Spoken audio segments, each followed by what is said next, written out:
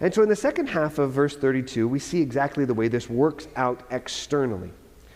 We see that no one said that any of the things that belonged to him was his own, but that they had everything in common.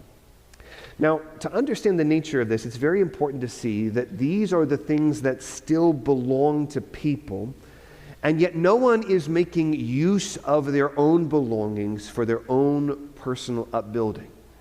No one said that anything that belonged to him was his own in the sense that they clung to the private use of their private property. It was private property, but they didn't cling to the use of it. The analogy that we might think of is the analogy that Paul uses in Philippians 2 of Jesus Christ himself. That Jesus, who, though he was in the form of God, did not count equality with God a thing to be grasped.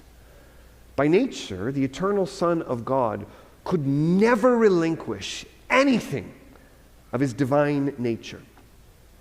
However, as regards the form, the privileges, the glory in which he dwelled, he did not make use of those privileges. He didn't cling to those, precisely so that he could empty himself by taking the form of a servant for us and for our salvation, so that the one who is rich by his poverty, we might become rich through him.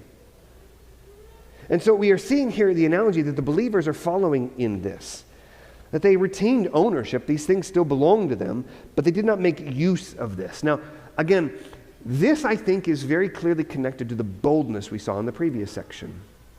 There is a boldness that we are going to see throughout the book of Acts in terms of external speaking of the gospel to those around them.